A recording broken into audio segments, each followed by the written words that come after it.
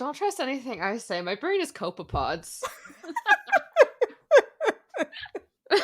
And you blame me for always bringing up parasites.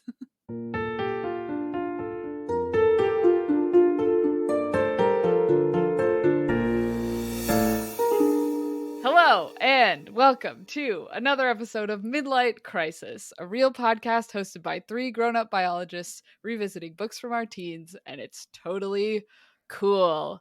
I am one of your hosts, Sophie, and I have a randomly generated fantasy name for today, and that name, it's going to be confusing because one of our other hosts also has this name. Oh. Sort of. My name is Samward Haydrinker. Fun. You can call me Sam. Sam. That's not gonna get confusing. And I guess I drink hay. Ew. Can hay be turned into a drink? I was gonna say, can you juice? Can you juice grasses hay or boil it until Can't it's anything really be turned into a drink? edible? Yeah, if you boil it, then it becomes a beverage. Yeah. Mash it. Run some water through it. Boil Yeah. it, mash it, stick it in a stew. stew. In a stew. Yeah. Said by another great Sam. Yeah, there you go. There's too many Sams on this A podcast. lot of I'm Sams in leaving. this podcast. Anyway, who are you guys? Well, my name's Sam, but Whoa. today in No, that's my name. Fantasyland- No, it's my name. Don't take my name. I guess I can be called today instead of Sam, Northander Ensinger. Wow. Northander? Northander. That's a real name. Yeah. That's gotta be a Northander. fantasy name already. Yeah. Yeah. What was the second part? Ensinger. End singer. Singer. Wow. Wow. Dramatic. So Yeah. dramatic. That's definitely in a fantasy novel that's read by somebody with a very prim English accent. Oh, yes. Oh, yeah. I'm not going to try to do it Northander. because I will embarrass myself. Don't worry. Hannah embarrassed herself first. It's okay. I'm gonna cut that out. No! I'm Hannah. I'm Hannah, not Sam. Okay. But for the purposes of today's podcast, you can call me by my randomly generated fantasy name. Sorry. Which Uh-huh. is not as funny as I'm leading it in to be, but it's real tickling me right now. My fantasy name is Pete Game Art. Pete! Just Pete? Just Pete. Wait, is it Pete? Pete as in Meyer or Pete as in dragon? Pete as in dragon. Okay. Just like I'm just some guy. All right, Pete. We've got Sam, and Pete today. No, Northander. All right. Oh, Jesus. Okay. Honestly, that name was funniest for how funny you found it. Yeah. That's so funny. You're just losing your shit right now. It's great. I didn't think it was that funny until I had to say it out loud, and then it became the funniest thing ever. It turns out that the funniest names we pick are just when they're regular names. Like the last time we laughed this hard was for Jake. Oh, yeah, Jake. Which is the only name that we've remembered consecutively so many times in a row. Yep. Oh, wow. I Good love names this all game. around. Yep. Honestly. Yeah, we're all doing great. Well, once again, we read 2 more chapters of Aragon this week, which definitely weren't just total bummers. But how about you guys tell us what happened in chapter 37 and 38 of Aragon? Well, to put everybody in a fantastic mood, chapter 37, called A Legacy of a Rider, well, it's not very happy.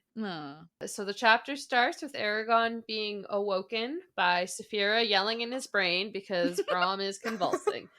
You are laughing because he started the chapter with being awake. I know. Or awoken. No, I was No, it's laughing at definitely- how you described it, actually. Oh, that's also good. Great. Love that. Anyways, Aragon rushes to Brom's side, gets Brom the wine he asks for, and then asks him to wash his hand with wine, or Brom asked Aragon to do that, which is really strange. But anyways, Aragon then finds the dragon rider's mark on Brom's hand, and no, I will not be saying the proper name as to avoid further humiliation. And before Brom passes, he tells Aragon of how he used to be a dragon rider and had a dragon also named Saphira who died. Then sadly, Brom passes away, and the chapter ends with the funeral of Brom. May he rest in peace. R.I.P. Rip. Brom. Rip. Rip. Well, in just keep this energy going. Yeah. In Diamond Tomb, we learn a little bit more about Murtagh as he and Aragon are sitting around being sad boys together.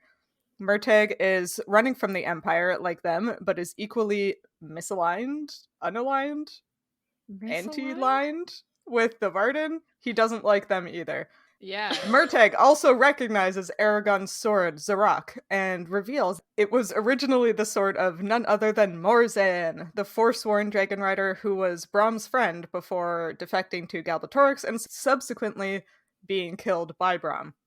Despite this, Murtagh wants to continue traveling with Aragon and Saphira, since he was low-key looking for them anyway as he was following the Razak around, and they agree to let him travel with them.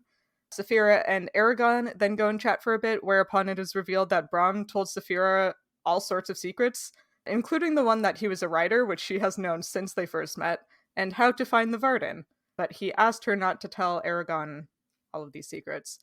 So she reveals that the way for them to find the Varden is through a man called Dormnand who lives in Gilead, so they decide to travel there next. Murtagh agrees, though he is unequivocal in stating that he will absolutely not go with them to the Varden.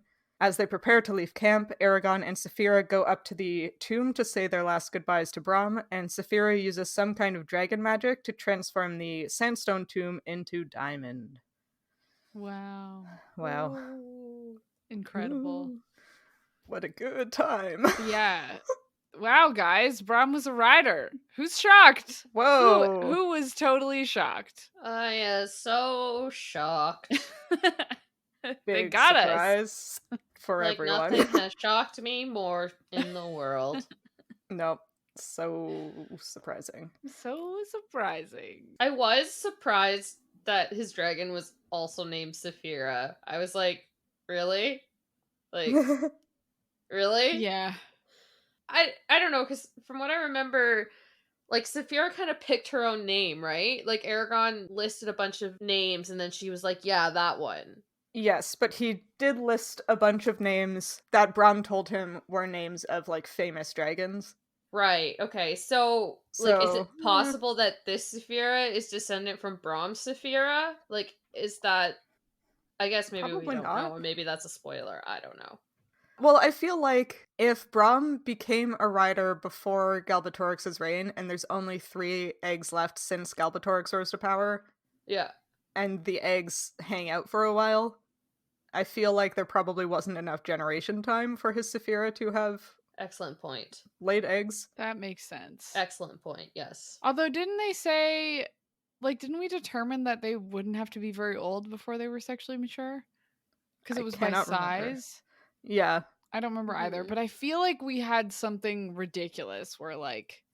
Oh, wasn't it they- like 6 months or something? Yeah. Yeah. Considering that they live for, like, ever. Yeah. Especially if all the Saphiras are blue, Yeah. you know? Maybe they're descended, like, from the same lineage. Oh, maybe. Not necessarily mother, daughter, whatever, but, like, cousins or siblings or something. Yeah. But to both be named Saphira? It just seems weird. What are the chances? Wow. Well, it could also be, like, we know that Saphira was conscious in her egg. And that she can True. mentally talk to Brom. So, like, Yeah. maybe she was, like, picking up stuff from Brom. And so, like, Brom, who says in these chapters that he's, like, never stopped thinking about his own dragon. Mm. Maybe in the time she spent with Brom, she was like, oh, this dragon. You Yeah. know? Maybe? Yeah. She might have had, like, a subconscious association with the Yeah. name Saphira from that time. Yeah, because, like, before Yeah. that, she would have only had Galbatorix. and quote-unquote evil dragons. Yes. And I guess Brom Interesting, would have yeah. been like the first dragon rider to touch her, or to touch her egg. Well, she was in the possession of the Dragon Riders at one point, I think. I'm Okay. assuming. I just yeah. oh yeah, so I guess because she was stolen from the dragon riders by Galbatorix and then stolen back by Brom. Yes, I think. Yeah. Okay, never mind. I can't quite remember the timelines. Brom mentions in one of these chapters that his Saphira was killed in Gilead, which I think was the same place where he stole Saphira's egg. So I don't know if that was the same mission or not, but it could be possible, again, that, like, Saphira, our current Saphira in her egg, was, like, aware of adult Saphira being out there before that Saphira died. Oh. Does that make sense? Yeah. That makes sense. Oh. Yeah, let's just make this chapter more sad. Yeah, you know how the chapters were already sad? Let's make us more sad about it. I mean, Aragon has the right idea, and I think it's in the second chapter, so I'm skipping ahead a little bit. Yeah. But he thinks about how sad it is that dragon riders were killed, and then thinks that it's even more sad that Yeah. dragons were killed. And I'm I like, heard yeah, that same. Like, Aragon, who has had 2 people he loves killed in front of him, Yeah. is like, yeah, but you know what's worse? Dragons die. Like, same. Same Aragon. Same. Wow. It's a weird chapter. I love that Brom's like, to go back to the first chapter, Brom's like, please, Aragon, I'm dying. Get me some wine. Aragon's like, Brom, you shouldn't. Brom's like, not for that. You get me the wine. I need it to show you my cool dragon rider mark on my hand. But also, even if it wasn't, like, Aragon, he's dying, just let him get he's drunk. dying, Oh my god. yeah. Wow, let him have some wine. He must have been using some kind of, this is where the fact that I'm not an artist is going to come out on full display, some kind of, like, special alcohol solvent paint. Yeah. Soluble paint, rather. Like, it says specifically dye, and I know Yeah. a lot of dyes are activated with alcohol. So are there any that are disactivated Well, like, by alcohol? Like, I guess maybe it would make it... I've only heard this for... I don't even know why I know this information. It's definitely not from a credible source. Like, it's from a video game or a book. I'm certain.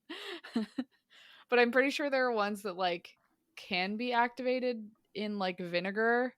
Okay. Which I guess could be wine. I don't know what the difference between wine and vinegar is. Something for sure. Something for sure, definitely. If only we looked stuff up.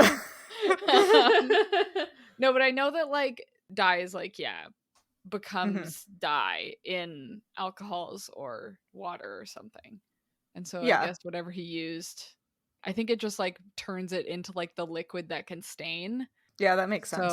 So it makes sense that it would also come off with the same substance. I could be fully talking out of my ass right now. No, but your seems plausible to me. It seems very plausible. right. Yeah. Yeah, right? Yeah. I guess he probably doesn't have the dye any longer, but it does beg the question why he would need Aragon to buy gloves if he had Gedwig nausea covering dye. Well, if Aragon knew that he had that, he'd be like, why do you have that? And then Brom could just be like, don't ask questions, you impertinent boy. Yeah, big question. Okay. Literally, what would have been bad about Aragon knowing that Brom was a rider before now? Like, from the beginning? Like, nothing. Like, it would have helped. Nothing.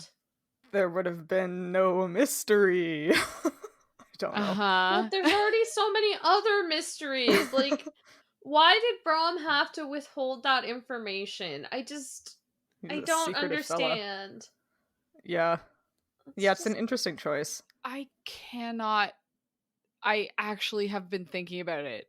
While I was reading these chapters, after I read the chapters, I was just like, I cannot think of a single reason that when they started traveling together, Brom could not have shown him the symbol on his palm right at the beginning and was like, you have to come with me. Yeah. There is no reason. Right? No, there isn't. None. There's no reason. Besides Brom being a terrible mentor. May he rest in peace.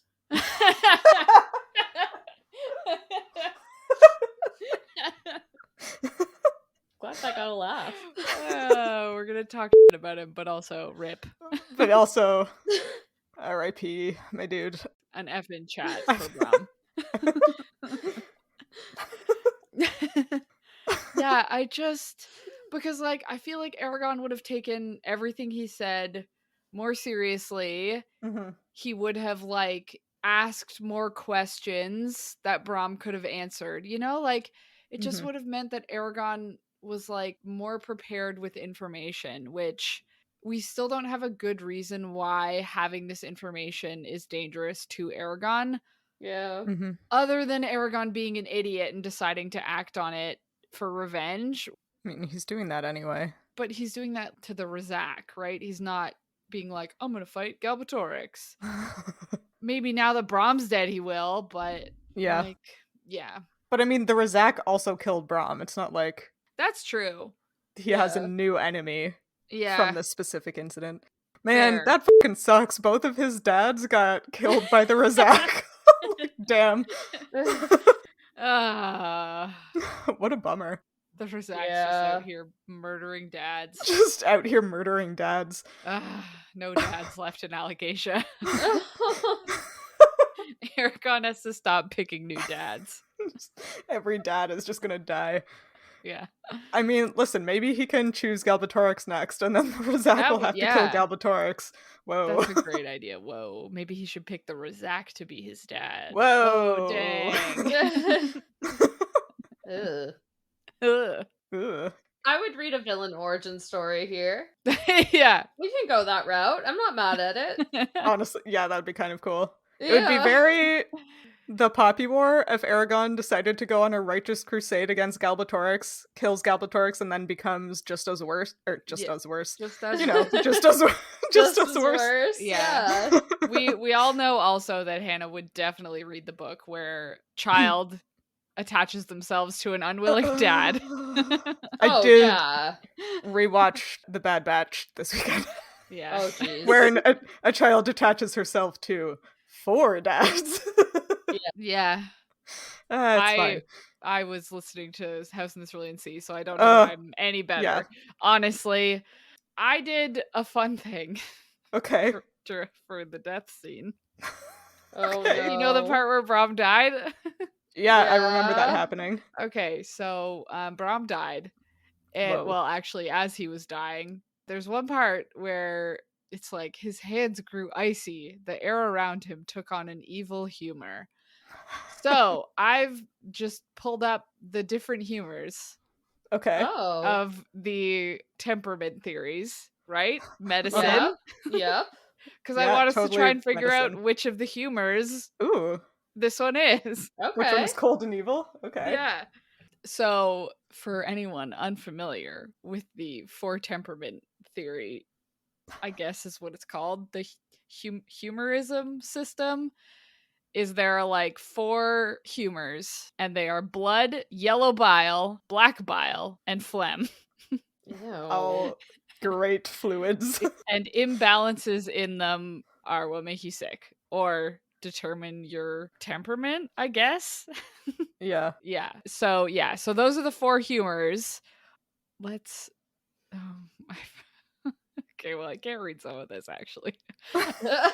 Anyway, so blood is warm and moist. Yellow bile is warm and dry. Ew. Black bile is cold and dry. I hate this. And phlegm is cold and moist. and let me just I have one sentence about each of them to describe the people. Okay, so if you have it doesn't say if you have too much red blood, it just says people who have red blood are friendly. Oh. Good, okay. They joke and laugh about their bodies, and they are rose-tinted, slightly red, and have pretty skin. They are enthusiastic, active, and social. Wow. So that's red blood, which is sanguine. Uh-huh. The people who have yellow bile, who are choleric, are bitter, short-tempered, and daring. That's me. Oh no, not daring though. Okay. Well, do you appear greenish? Don't you have green hair? Yeah, I dyed my hair 2 days ago and it's So green. there you go. Okay, Wow. so Hannah's choleric. Nice. Well, apparently you're also ambitious, decisive, aggressive, and short-tempered. You know me, the most decisive person on this podcast. Decisive person I have ever met.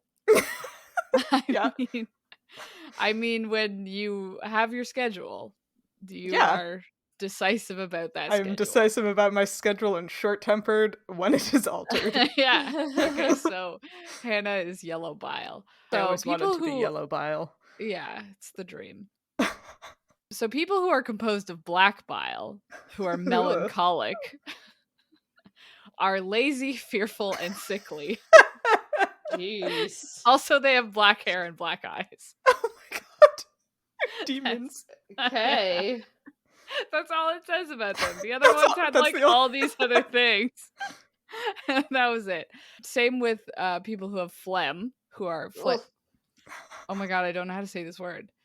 Phlegmatic? Phlegmatic? Is that Or how you say it? phlegmatic? Phlegmatic? I think it's phlegmatic.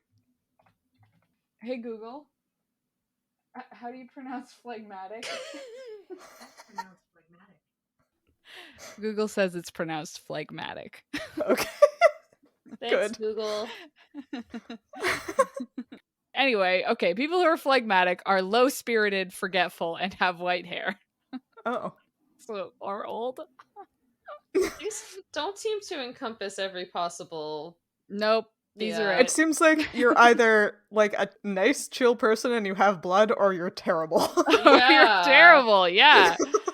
Like everything except for being sanguine is bad. Huh. So anyway, do you think any of these are evil?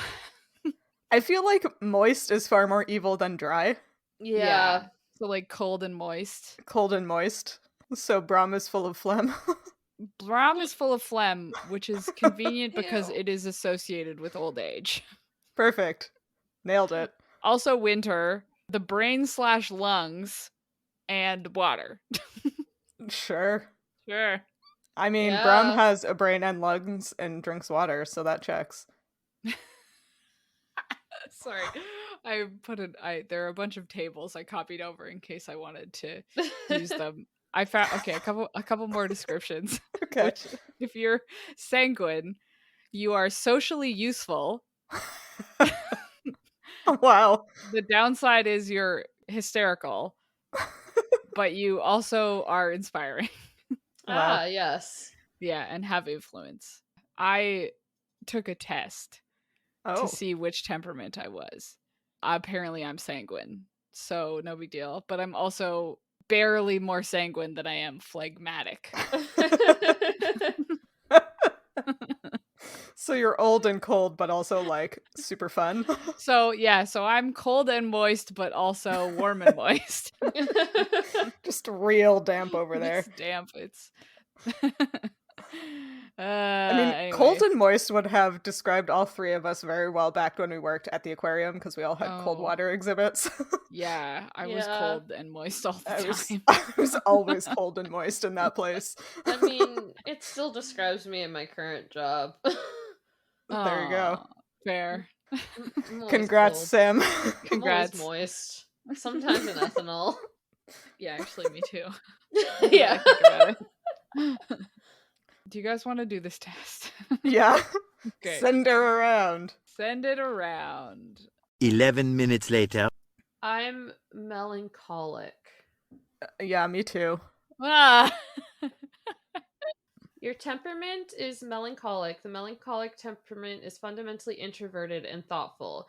Melancholic people often were perceived as very or overly pondering and considerate, getting rather worried when they could not be on time for events. Jesus, yeah. Wow. Melancholics specific. can be highly creative in activities such as poetry and art, and can become preoccupied with the tragedy and cruelty in the world. Oh my god. Why are they you are guys so perfectionists. melancholic? They are self-reliant and independent. One negative part of being a melancholic is that they can get so involved in what they are doing they forget to think of others. Why did this have to call me out? My little table about the different temperaments for melancholic says your temperament is avoiding, Yeah. depressed, Yeah. conscientious, and cautious. I mean, that describes me pretty well, I think. Yeah. There you go. But don't forget, you're also lazy, fearful, and sickly. Also, you have black hair and black eyes. Yes, how could I forget? Yes. Don't forget. Don't forget. Don't forget. And you're just full of black bile. According to this test, I am mostly melancholic, and my dominant minority is choleric, so I'm just full of all kinds of bile. Just bile from toes to tip. Just call me old bilious. Wow, we're just like opposites. I'm sanguine and phlegmatic. Wow. That must be why we get along. I'm imagining like a sitcom. The four humors. Yeah. And they were roommates. Oh my god, they were roommates. Oh my god, they were roommates. Well, Hannah and I aren't roommates, but Sam and I are. Yeah. Anyway, that was a very long aside. The last thing I had to say about this chapter. Uh-huh. So Brom dies, and we're all very sad. Rip. But he dies in the evening, and then they're all like, wow, this is incredibly sad. We need to carry him up the mountain. So they carry him up to the top of the mountain. It appears to take, not that long. And then Aragon makes a grave and then stands sadly until evening. So, so like the same evening or the next one? Like the same evening or the next one? I don't know. Like the way it literally says the evening hours were young and the shadows long when Brom died. And then it's like Aragon bowed his head and mourned freely. This is at the top of the mountain. He stood like a living statue until evening. But so like it does say when light faded from the land, so maybe he just waited until it got dark and then he went back inside. Second evening? Evening too? Well, evening I feel like is the wrong choice of word if it's when it gets dark.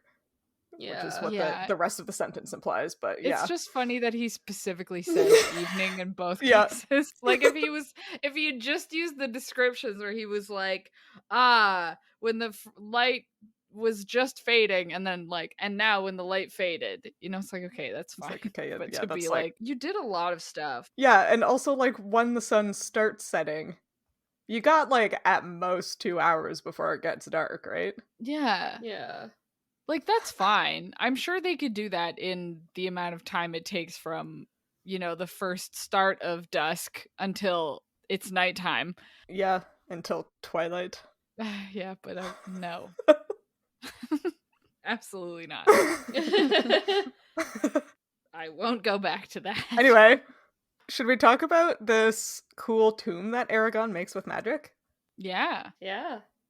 He is bound and determined to bury Brom on the top of this hill. And Murtig is like, bro, this hill is made of rock. You can't dig in that. And Aragon is like, watch me. That's how he says it, exactly. Yeah. Yeah, Aragon is like, bro, watch me. I'm gonna do it. Bro, hold my beer. Hold my wineskin. Hold my wineskin.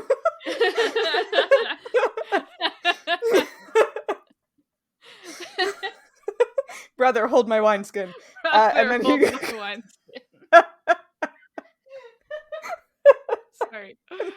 And then he uses magic to tell the rock to flow like water and forms it like clay into basically a sarcophagus, it seems. Yeah. And then puts Brom in it, puts Brom's sword and his staff in it, and then puts more sandstone on top of that and writes a nice little inscription. Well, the inscription is written by a 15-year-old, but that's okay. Yeah. It has bothersome line breaks. Yeah, the choice. So it says, "Here lies Brom, who was a dragon rider and like a father to me. May his name live on in glory." Which, like that, Yeah, I that's love nice. But the problem is that there's a line break after father, so it says, and like a father to me.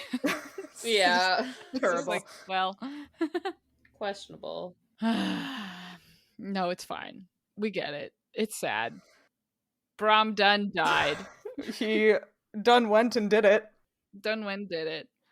So that's for 2 father figures versus Zach. Yeah, I do just want to say that skipping ahead to the end of the second chapter where Okay. Saphira turns it to diamond, just because we're talking about the tomb, Okay, yeah. right? So Saphira, like at the end of the next chapter, they go back up to be like, all right, Brom, we're definitely leaving this time. And then Saphira like touches it and turns the whole thing to diamond, which is just terrifying to me. Yeah. Like he's like, yeah, it just looks like Brom is sleeping. I'm like, that's horrifying. Yeah, imagine you're just, just like out on the plains and you're like doing some like cool bouldering with your hipster friends and you Yeah. climb up this cool boulder and on the top of it is a dead man encased in diamond. You'd be like, Yeah. holy fucking shit.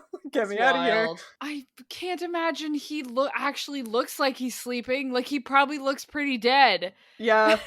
Well, he died of an infection inflicted by like a magical wound. Yeah. It's he's not got like he a was big looking wound. good. Yeah. At the beginning of the first chapter, he had a fever so high he had a seizure. Yeah. Like, he Yep. probably looked like shit. Yeah. It was like, you know what we should do? Permanent open casket. Permanent open casket forever. And Saphira's like, well, don't worry. Now he will be free of the ravages of time. And I'm like, I don't think that's how that works. I mean, it is magic. Maybe she petrified him. I guess that might be it. I mean, what's most likely to happen is that Brom will be slowly replaced by organisms that eat his flesh and replace it with sediment in the exact shape of Brom and turn him into a fossil. My brain definitely did not go that way. I mean, that's how fossils are formed. Yeah, it was just... Can you imagine? The idea of these bacteria being like, oh, sick, this is a perfect mold for my sediment. For my sediment. Yeah. Because that's how that works. That's how they do, yeah. There's a decision-making process. Yeah, I guess they'd have to get in somehow, which I guess is the point, but like... I mean, he had an infection, though. There was already bacteria in there. And all of his gut bacteria, right? Like... Yeah, I wonder how much of it is abiotic, or not abiotic. Yeah, no, that's bacteria abiotic bacteria. What's anoxic? That's the word I was trying to think of. Because if any of it is bacteria that requires oxygen, it's just gonna die. I mean, I would assume gut flora are anoxic, but Probably. I don't know anything at all. Yeah. Anyway, basically they're gonna come back to Puddle inside the magical diamond tomb. Listen, he was preserved magically with magic. He's gonna look like that forever. Is this... Did anyone else get the feeling that this was like, Brom's gonna come back to life? Did anyone? I did not. I was like, they went to such trouble to be like, his body will be preserved perfectly, that I was like, we're gonna put Brom back inside it. Brom's gonna come back? I was thinking that they had all of those rituals for when Garrow died. Yeah. That, like, often death rituals are to, like, help the person into the afterlife, right? But it's like, if any of their death rituals are done with the intention of, like, helping a dead person into a peaceful afterlife, did they just, like, seal Brom into purgatory forever? Yeah, they didn't put the whatever they were supposed to put on him. They didn't give him the silver cup and I forget what plant they gave him. It's, the poison one that's not poison. Hemlock. Hemlock. Oh, the hemlock that wasn't the real hemlock. Or maybe it was. We're not sure where Aragon takes place. Is it in Fantasy North America or Fantasy Europe? It's hard to say. We think Europe. Probably Europe. I think North America. I guess, I mean, like, gravestones are kind of a religious thing. Again. Yeah. Maybe? Like, again, if we're just going off of, like, there's no organized religion here, then, like, why are you... Wouldn't it just be like, doing something for his death at all. but wouldn't you it know. just be like a cultural way of remembrance? I don't know. I'm It weird. I don't yeah. really think of those things as like a religious thing, of more just like a way to remember the person. I've only been to funerals and like cemeteries that were associated with churches, so I associate cemeteries very closely with churches, but I don't actually know if there are like non-religious grave sites I just in feel the like same format. the idea of like commemorating a person's body just feels very much like to protect them for whatever comes next, you know? Right. Yeah, it's certainly very cultural, Yeah. Anyway. which often has ties with whatever the dominant religion is, so it does make it a little bit difficult to try to guess when you don't really know what you're Yeah. talking about. Yeah. But I guess there must just be a culture in Alagasia of burying your dead and putting up a memorial. Yeah.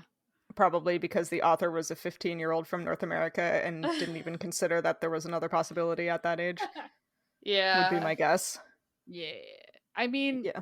the other part is like the assumption that having his body perfectly preserved is better than letting it return naturally to the decompose earth or whatever. Yeah. Which is also just like an interesting thing, you know?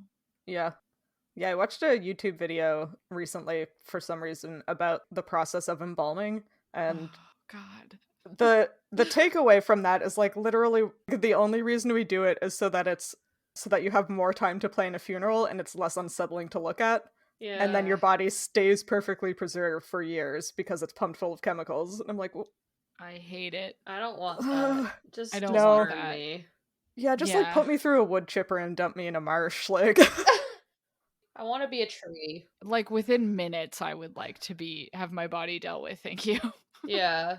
Yeah. I also don't really understand a lot of like death rituals, at least in my culture, because part of me is like, when I'm dead, like I'm gonna be dead, just get rid of me in the cheapest and most environmentally friendly way possible. Yeah. Don't embalm me. I don't want like a super fancy coffin, just like chuck me into the ocean or something. Yeah, if you can, please just throw me into an empty hole. Yeah. Like, don't put me in a box. Yeah. It's like, I find it very hubristic and unsettling that we like preserve our dead. Yeah, I don't like it. No. Anyway. Yep. Super uplifting chapters, you We're guys. having a good time. Okay, but one question. Yeah. Sure. Does anyone wish that like we got more of Brom's backstory now? Because Yes. I want to know about Brom, the dragon rider, and the terrible mentor he had to become such a terrible mentor. Yeah. I wonder if he was like so mercurial and unhelpful because he's basically the last dragon rider and like all of his contemporaries are dead, his dragon's dead. Listen, Obi-Wan Kenobi, right? He goes a little kooky by himself out in the desert. I feel like that might be the same kind of thing that happened here, right? I agree with you. He was completely alone for centuries. The grief of losing your dragon, Yeah. you know, like, as I understand, like, it hasn't been explicitly said here, but, you know, you always see where it's like, oh, it's like a soul bond. Or, like, you know, like, it's way closer than you'd ever have with another person or anything like that. Mm-hmm. And so, like, you sort of assume that, like, the death of one half of this partnership. And then Brom is like, not only did my dragon die, but I am, like, cursed to live so much longer without her, you know? Yeah. That would drive you a little. Yeah. Well, he does say that without Saphira, for him, life is hardly worth living, is like what he says to Aragon. His like last bit of advice for Aragon is protect your dragon with your life. Yeah. Yeah. So like that clearly has weighed upon him, and like he lived through like the peak and fall of the riders. Marzan, the Forsworn guy, was like one of his best friends before Brom had to kill him. Like, geez, no wonder that guy sucked. His life is terrible. But I want to know more. Yeah. It's like, why couldn't we know more? Why did he have to like reveal all of this, which we kind of touched on at the last minute on his deathbed? Yeah. He could have given Aragon so much more, but also, as the reader, I want to know more. Brom prequel when? Yeah. Maybe the Varden will talk about him a bit. Maybe. Yeah. That's a good point. Yeah. Yeah, I feel like because he's the father figure who dies in the first book, Aragon is going to be like discovering things about Brom throughout the series. Yeah. But also touching back on the like, why didn't he tell Aragon he was a dragon rider? And also on the like Obi-Wan Kenobi comparison, Murtagh knows of Brom the Dragon Rider. That comes Yeah. up in this chapter. Like, he's heard of Brom, the famed dragon rider who slew Morzan and took his sword. So if Brom was truly like trying to hide from everybody, including Aragon, why is he still using the name Brom? Yeah. That too. Like, why wouldn't he just change it? Like, freaking Ben Kenobi. Yeah. Ben Kenobi. It's completely different. It's Kenobi. totally different. Kenobi. Okay, the best thing about... Sorry, I'm going to talk about Star Wars for a second. I read the Legends novel Kenobi, so it's Legends and therefore not canon anymore, but it, like, reveals that the reason that he's still known as Kenobi, even, like, when he's in hiding, is, like, he goes and tells people his name is Ben, and then some like teenage girl gets a teenage girl crush on him and spies on him, and he like talks to himself and he's just like, oh well, that wasn't very smart of you, Kenobi. And then this girl goes back to her community and is like, oh, his name's Ben Kenobi, I heard him talking to himself. Which is honestly the best explanation That is yeah. that better stay canon. I want that hilarious. to be canon, yeah. I do too. I laughed out loud when I read that. I was like, this is the best resolution to that like stupid plot point. Yeah. That's hilarious. Mm-hmm. So maybe just like he was muttering around talking to himself and people were like, oh, you're Brom, and he was like, ah, shit. Yes, I am Brom. Dang it. Yes. No relation to the dragon rider. I mean, I guess that's also fair because like his dragon died, so maybe people think the long life is associated with like the dragon being alive, and so Yeah. I bet there's like kids named after all the dragon riders. Yeah, I mean, know? Aragon's named after a dragon The rider. way everyone was named Bella or Edward Yeah. or Ron or Yeah, all those kids named Hermione. Ron. all those Or- kids named Legolas Uh-huh. Daenerys. and Daenerys. Yeah, that one is actually That one's an was- actual one. I feel like that's not as bad as all the kids called Khaleesi. That's true. Khaleesi's pretty bad. Khaleesi's way worse. Imagine doing that and then the last episode comes out and you're Yeah. Yeah. Yeah. like, whoops. Yep.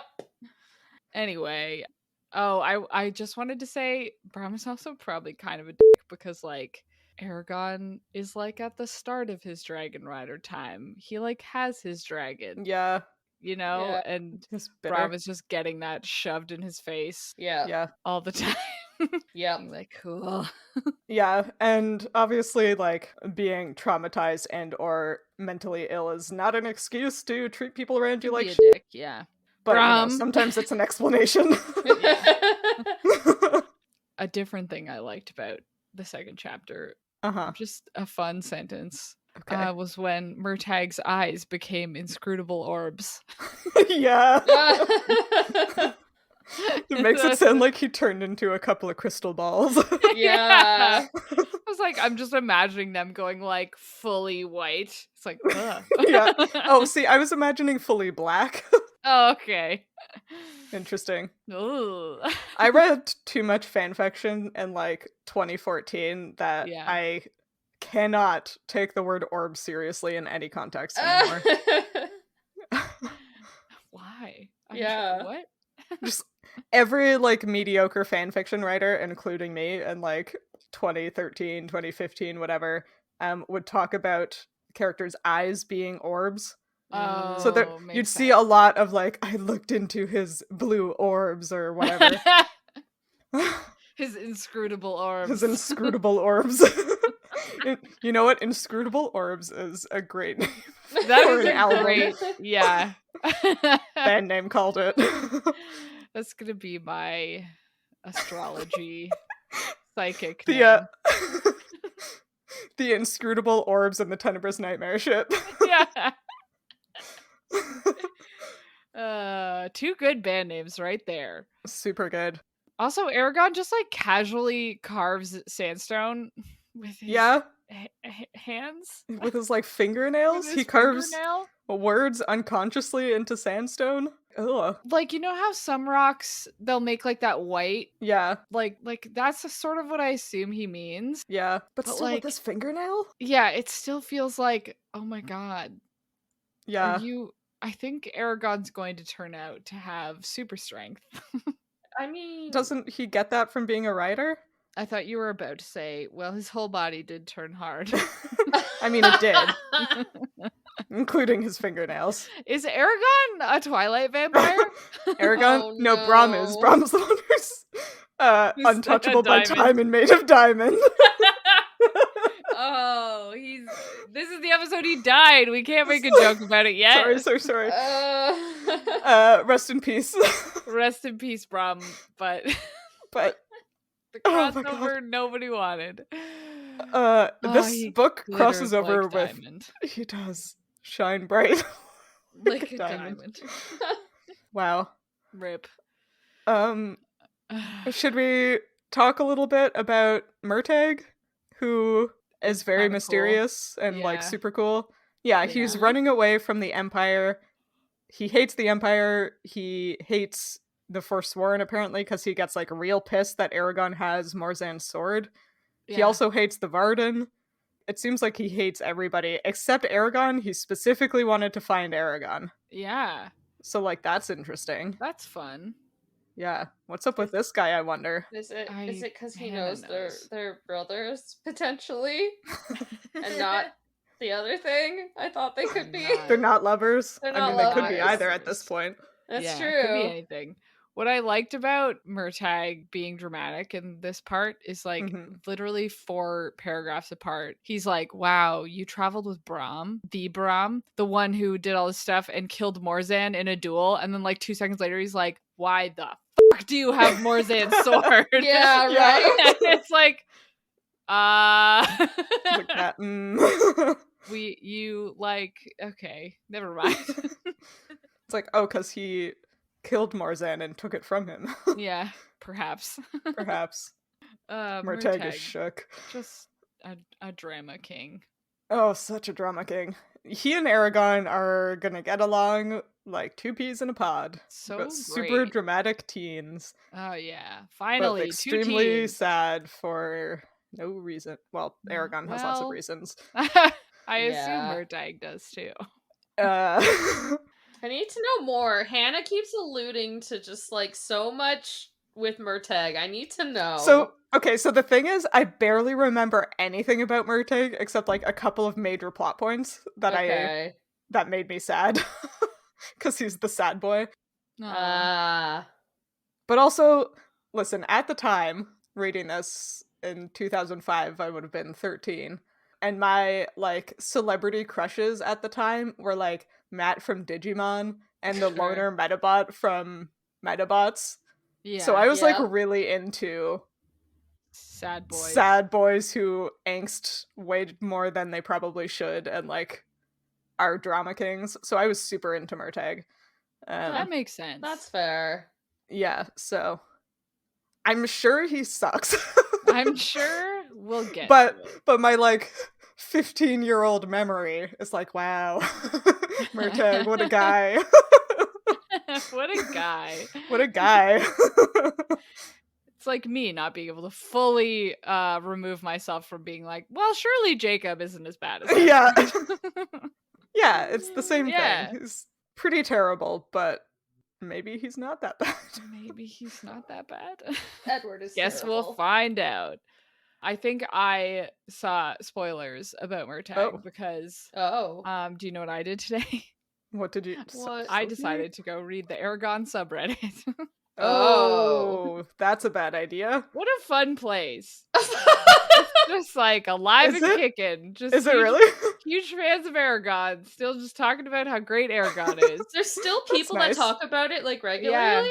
Oh, this post is from 5 hours ago. This one's from 14 hours ago. This Huh. one's from 23 hours ago. Wow. Oh, another 13 hours ago. Just people are talking about it. There is Big fans. there was like a campaign to get like a Disney Plus show, I think, and like yeah. we being the Midlight Pod Instagram account follow Sure. Christopher Paolini on Instagram, and he's always like posting fan art from people. So like Wow. there's still an active fandom for the inheritance cycle. That does kind of like harken back to some of the things we said, I think, in our very first episode, which was just like, it's probably just that this was like a seminal series for a lot of people in our generation in terms of high fantasy. Yeah. And people still like it. There were like 3 or 4 posts I saw that were like, is this series good? Should I read it? And I was like, I'm gonna let the subreddit deal with this. What was the consensus that you saw? I guess on the Aragon subreddit. Yeah, on Probably. literally all the comments were like, do you really think you're gonna get an unbiased opinion here? Yeah. It's like, no. No. I think that's partially why I read it before I started reading the chapters today.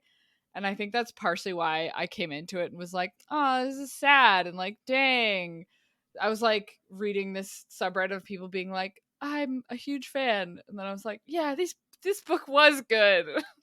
It was good. I Join do me remember it over on being the dark good. side. So maybe I'll skim the subreddit before I read the chapters every time. Just to like Just to hype be you like, up. oh yeah. Yeah.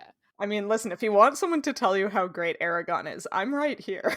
You do that for an hour every week or other week, so don't sure worry. do. I'm aware of your opinion. I did come across a fun post Okay. that it's not super fun. We'll see. More fun than these chapters, probably. Yeah, sure. Oh. So maybe you guys can answer it with me. So the question is, if you were sent to Alagasia today, Oh, what would God. you do? Oh. Probably die. So I don't Definitely think go to what the would spine. you do is the actual questions. I think it's like, what would you bring with you? Oh. In 5 minutes, Painkillers you've been and my informed you have been SSRIs. transported to Alagasia. Any items you're holding will come with you to Alagasia. 0.5% of Aragon fans also received this message. What items do you take? Is there a limit on how many items? So you have to they be can holding? only be like in your pockets, or like you have to be able to like lift them, like hold it. So it can't be like a backpack? I think you can have a backpack full of stuff. Then I would have a backpack for like camping. There you go. I don't have any camping gear. And but a water filter. Yeah, I was like, I do have a water filter, some SSRIs, and some sunglasses, which I think would probably be pretty helpful. Yeah. Oh, it does say you arrive at the start of the first book. In Carbajal? Yeah. Or in anywhere. Oh. I was like, I'd just go like find some family and be like, lo, Please. I am very learned, let me be a librarian. Yeah. Oh man, Be I would like- become a fucking forest witch.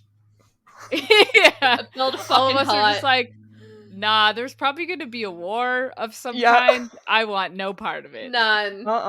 Nah. No Nope. thanks. I wanna will go live literally in bring the everything I spine. need for camping, set up my camp as I build my house, and then I'm gonna build my forest hut, and I'm gonna be a witch in the forest. I'm going to go live with Angela. Yeah. Yeah, I was like, that's too much work for me. I'm gonna find a nice family in a small town and ingratiate myself with them and stay there. No, I'm Yeah. gonna be the local hermit. Remember how we just did our 4 temperaments and one of my things was cautious? Yeah. I'm Yeah. finding the most secure position I can and just staying there and not getting involved. Someone here says, print out the recipe for gunpowder and then go to the Varden. I respect. This is great. Can I bring a rock with me and have it turn into a dragon egg? Because I would like deal with all of the bullshit of being a dragon rider if it meant I got a dragon. Sure. Mhm. Maybe I could just like poof myself into the I don't know, the f***ing vault under Galbatorix's place where the dragon eggs are and just abscond with them. Christopher Paolini answered this question. Oh my god. Oh What my did god, you what did say? he say? Christopher Paolini says that he would pick up his wife and son Okay. so that he could bring them with him. Why would he want to bring his wife and son into a world fraught with warfare and magic? Well, then he would go live with the dwarves, That's smart. make knives, and then write dwarven operas badly. Wow. Wow. That's Just a good like he answer. wrote Aragon. Wow, rude. Oh. You're the one who likes it. Yeah. That doesn't mean it's good. When we started this podcast, we were like, we're going to make sure to be nice about all the books we read. Yeah, I think about that a lot. We've I think not about that done a a lot good job. too. Listen, Listen. I really like this book. There you go. Any I'm book happy you for read like you. this is, Yeah, especially it turns when out. it's written by a 15-year-old. Yeah, it's okay. The next book we read will be my favorite, and then I Yeah, can that be one's written sad, by too. a grown-up. That one's written by a grown-up. It's a good start.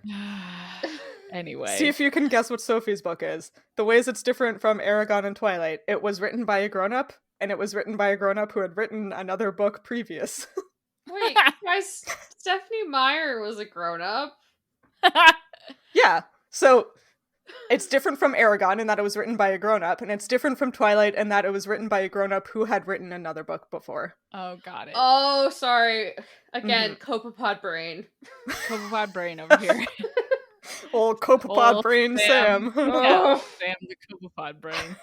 Just can't process words right now or people saying things.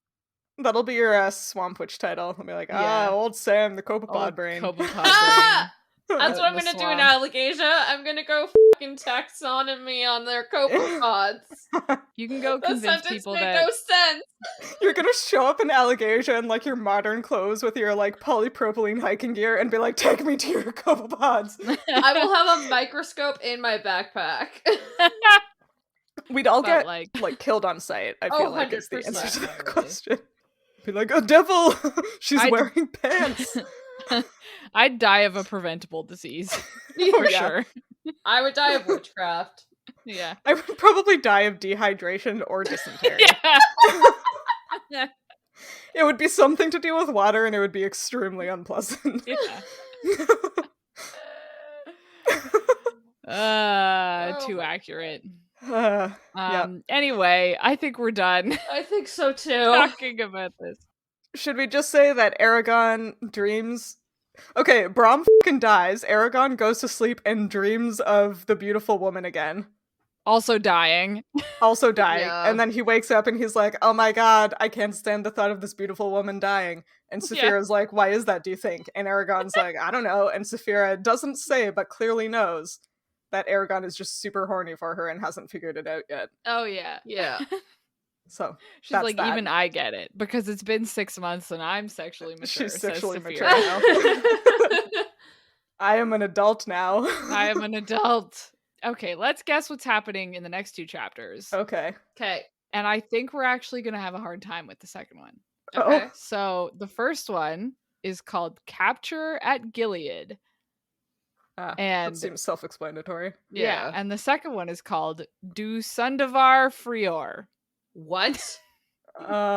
Yeah? Okay, wait, is that like DU or like DO? Like- D-U. So does And sun Sundavar is one word and Frior is another word. is it another I'm- dragon? I think it's Is it a place? Because the forest was Du Weldenvarden. Oh yeah, do maybe. you think Capture Gilead, do you think they maybe get caught by the Varden? Maybe. Oh yeah, that would make sense. That would make sense. Yeah. I'd buy that. Because I was thinking that Murtagh is like, well, I'm definitely not going to go with you to the Varden. And I'm like, okay, so they're definitely going to get So caught by the obviously- Varden. Yeah, so that Murtagh has to stay. Yeah. So that's my thought process. That's my guess. Yeah. Du Yeah, that's Sundavar fair. Frior. And maybe that's like the camp or Yeah, it's a place. main. Like things happen very quickly. Yeah. So it says the end of this chapter, they're like, well, Gilead's really far away. And then the next chapter is like, they're at Gilead. Capture at So I'm Gilead, like, yeah. okay. Yeah. So I'm guessing they get caught by the Varden and then go to the Varden stronghold. Yeah. yes. That's my guess. I buy that. Yeah, me too. Cool. Great. Wow. Good Fantastic. job. We're great at guessing unless we're wrong, in which case that's what should have happened. hmm And we were right. Yeah. Okay, well, other than that, what are you guys reading? I am not behind the book club, but I am behind based on when these episodes are coming out. Yeah. So I am almost done Anxious People, the April book. And I'm really enjoying it. I think that's also why I was like melancholy during reading these chapters. Yeah, that would do it. Yeah.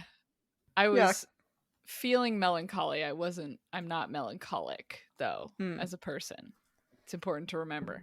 The only one on this podcast who The isn't only one who melancholic. Yeah, and otherwise, I'm continuing my reread of Everything Tamora Pierce. I finished the Caladri of Mindlin, the Protector of the Small series, and I started the Daughter of the Lioness series. And then yesterday, I re-listened to all of House in the Cerulean Sea in one day and cried. Yeah, and cried at the passport office, being like, "Please fill out my passport." Oh, Sophie. Yeah, that's what I'm reading. The end. Guess it's me. I don't remember the books that I mentioned the last time we recorded, because I've read a lot. So just a shout out to the two of them that I finished, which was The Immortal Life of Henrietta Lacks and A River Enchanted, both 5 stars. Great books. As for what I'm currently reading, I'm currently listening to The Library of the Unwritten, which is a recommendation from Sophie. She was reading that earlier. And then I am physically reading Rhythm of War, which is the 4th book in the Stormlight Archives by Brandon Sanderson. And then just to kick things off, because, I love a good laugh, I'm reading Barbarian Alien, Ice Planet Barbarians 2. Because I really have no reason. This book has nothing. There's nothing but smut. So, yeah. Wow. But I had to know. Time. You have to know what happens to the barbarian aliens. The Barbalians. The Barbalians. The Barbalians. Yeah. You know when, I think Sophie and I do this a lot with her cat, but when you, look at an animal and you're just like, there's just nothing there. There's nothing going nothing on. in your brain. That's how I feel when I look at this book. I'm just like, there's nothing here. But am I reading it? Yes. Happening. Sometimes you gotta. Yeah. Anyways, Hannah, how about you? Me, I also have read so many books between last time and this time. All of them were quite short, and my favorite 2 were the 2 novellas I read, which were A Spindle Splintered by Alex E. Harrow, which you may remember Sophie mentioning. Sophie liked it, and I liked it a lot also. 5 stars for me on that one. And A Psalm for the Wild Built by Becky Chambers, which is another name you might recognize. She wrote The Long Way to a Small Angry Planet, which is a series that I've been kind of trucking through. So those are both very good, and I definitely recommend both of them. And then currently, I am listening to Daughter of the Siren Queen, which is the sequel to Daughter of the Pirate King, which are 2 extremely YA books, but I'm having a good time. That's all that matters. Yeah, it's like they're a good time. They make me roll my eyes because they're so I know YA, but they're still fun. Yeah. And then I'm also listening to The Anthropocene Reviewed by John Green. Yes, another one Sam recommended. And I finally started reading in physical form Jonathan Strange and Mr. Norrell, which is almost 900 pages. And it took me an hour to read the first 3 chapters, which are 30 pages in total. So I'm going to be on that one for a while. Wow. Nope, that's like me and Rhythm of War. We're in it together. Yeah. The longer we do this podcast, the more our What Are We Reading books are just, and this, Hannah recommended this to me, and Sam recommended it. And I recommended this to Sam, and I recommended Nobody's reading a book I recommended, which is kind of offensive, but that's fine. I guess that was my job. Yeah, geez, Sophie. I'm sorry. Go read Watership Down again as penance. I read that one. All the books you recommend to me are like, anyway, you should read Hench. It's really depressing. Oh, I have that book on my list. It's good. Yeah, I do have it. It's there. It just hasn't made it to the top of the TBR yet. Yeah. You guys just like books that are sadder than what I like to read. Oh, yes, That's I true. like books that hurt me. Exactly. Me too. Yeah. Sophie, you should read A Psalm for the Wild Built. I have that one. You both should. Yeah, I have that one, and I'm gonna read it. It was really good. And Sam and I started reading our giant brick books in April, but we'll probably still be reading them when this book comes out, or when this chapter comes out in June. But perhaps we will also be reading our June Midlight Book Club book, which is Jade City by Fonda Lee. Oh yeah. That was my pick. Yeah, that was Sam's pick. I forgot about that. I requested my library get a copy of it, and they said they would, so hopefully by June they have done that. Yay! The last book I requested and they approved was in January, and they still don't have it, but we can only hope. It's fine, I'm not mad about it. Everything's fine. Anyway, usually I start the outro by saying if you liked this chapter of Midlight Crisis, but this was kind of a This was a weird one. Yeah. This is kind of a weird one. If you made it to this point. If you finished this chapter of Midlight Crisis and derived some sort of value, entertainment or otherwise, consider rating and reviewing us on Spotify, hopefully positively, or your podcatcher of choice. You can talk to us and find fun-related content on social media. We are at Midlight Pod on Facebook, Instagram, Twitter, and TikTok, and all chapters of the show thus far are available on our website, midlightpod.podbean.com, and on YouTube. And since these chapters were kind of sad, we leave you with... And so it was that Brom, the storyteller, died. R.I.P. Rip. Wow. You kind of sucked, but we'll miss you, Brom. Yeah, I didn't really like him. F's in the chat. F's in the chat. Yeah.